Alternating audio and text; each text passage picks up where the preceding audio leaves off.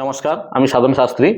তো অনেকেই আমার ভিডিওতে কমেন্টস করেছেন, স্যার আপনি অনেক রাশির ভিডিও দিয়েছেন 2026 সালে, কিন্তু গ্রহের কোনো রকম কোনো কিছু বলেননি। তাই আমি আজকের একটা একদম সহজ সরল, আমি প্রথমে 2026 সালে যখন ভিডিও শুরু করি যে 2026 সালটা নিউমারোলজি হিসাবে 1 আসছে।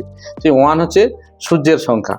তো সূর্য অর্থাৎ রবি আমাদের কেরিয়ার অর্থাৎ সানলাইন আমাদের কেরিয়ারটা কিভাবে উন্নতি করে, কি ব্যাপার, সব কিছু রবির উপর ডিপেন্ড করে। তো বর্তমানে রবি কোথায় আছে এবং রবি কতদিন অন্তর একটা রাশি থেকে আর একটা রাশিতে গোচর হয়, এটা নিয়ে একটু সহজ ব্যাখ্যা আপনাদের দিয়ে দেবো, আপনাদের বুঝতে কোনো অসুবিধা হবে না। তো রবি অর্থাৎ সূর্য প্রত্যেক মাসে একটা রাশি থেকে আর একটা রাশিতে পরিবর্তিত হয়ে চলে যায়।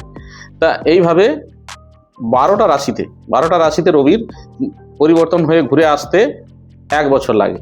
আর এই রবি যখন একটা রাশি থেকে আর একটা রাশিতে চলে যায় তখন আমরা কি বলি, রবির সংক্রান্তি। তো এটা একটা ভাষা, তবে এটা তেমন কিছু নয় ব্যাপারটা। তো রবি এখন বর্তমানে শনির যে রাশি অর্থাৎ কুম্ভ রাশিতে প্রবেশ করেছে 13ই ফেব্রুয়ারি থেকে থাকবে মার্চের 15 তারিখ পর্যন্ত থাকবে। তা এই 15 তারিখ অর্থাৎ 1 মাস পর্যন্ত থাকার ফলে যে প্রভাবগুলো হবে কুম্ভ রাশির, সেটা একটু বলবো। কুম্ভ রাশির জাতক জাতিকার এই মাসটা খুব আর্থিক উন্নতি হবে এবং পারিবারিক যে সমস্যাগুলো অনেক দিন থেকে ঝুলে আছে সেগুলো কেটে যাবে। অনেকে আবার অনেক অ্যাস্ট্রোলজারও ভাবে যে যেহেতু শনি এবং রবি পিতা পুত্র একই ঘরে এসছে, তাতে কোনো ঝামেলা হতে পারে না। আমি বলবো এগুলো ফলস, এগুলো ঠিক কথা নয়। তো রবি এখানে তার কুম্ভ রাশিতে আসার সঙ্গে সঙ্গে কুম্ভ রাশিরও খুব ভালো ফল দেবে এবং এরপরে মেষ রাশিরও খুব ভালো ফল দেবে। পারিবারিক সমস্যা এবং প্রেমজ সমস্যা যেগুলো ছিল সেগুলোও কেটে যাবে। তুলা রাশিরও ক্ষেত্রে দেখা যাবে যে যত পারিবারিক সমস্যা, আর্থিক উন্নতি হবে, পারিবারিক সমস্যা কাটবে এবং দেখা যাবে যে পারিবারিক সম্পর্ক বা প্রেমজ সম্পর্ক সেটা অনেকটা বৃদ্ধি পাবে। তবে এই 3 রাশির ক্ষেত্রে আমি একটা কথা বলবো, আপনারা এটা মাথায় অবশ্যই নেবেন, অহংকার যদি কারোর আসে এই জাতকদের মধ্যে, এই কুম্ভ রাশি, মেষ রাশি এবং তুলা রাশির এদের মধ্যে যদি অর্থ এসে গেছে, মানুষের অহংকার আসতেই পারে। তা সেক্ষেত্রে কিন্তু এদের আবার পুনরায় পতন হওয়ার সম্ভাবনা রয়েছে। যখনই সূর্য অর্থাৎ রবি চলে যাবে আবার মীন রাশিতে, তখন দেখা যাবে যে এদের আবার সমস্যা এসে যেতে পারে। তাই আপনাদের সতর্ক করে দেবো, কেউ অহংকার করবেন না। এবং রবি যতদিন আছে আপনারা আপনাদের শুধু লেবার নয়, হার্ড লেবার, অর্থাৎ নিউমারোলজিতে যেটাকে বলছে হার্ড লেবার বলতে 100% সাকসেস। শুধু লেবারে হয় 69% আর হার্ড লেবার হয় 100%।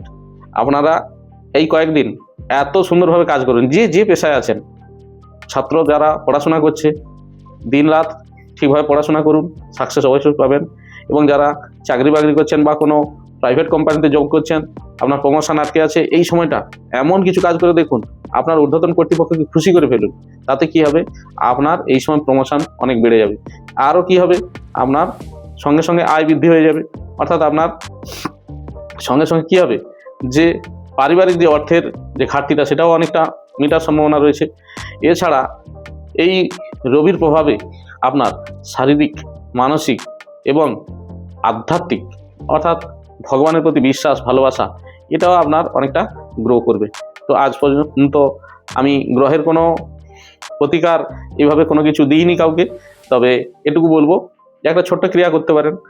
রবির জন্য সকাল সকাল ঘুম থেকে উঠুন এবং একটা সিস্টেমেটিকভাবে প্রত্যেক রবিবার আপনি কি করবেন, একটা ছোট একটা মাটির পাত্র বাদ দিয়ে বা যে কোনো ধরনের কি বলে প্লাস্টিক এইসব বাদ দিয়ে আপনি একটা মেটালের পাত্রের মধ্যে গঙ্গা জল, আতপ চাল, দুর্ব এবং হলুদ গুঁড়ো নিয়ে আপনি রবিদেবকে অর্থাৎ সূর্যদেবকে আপনি জল দান করুন।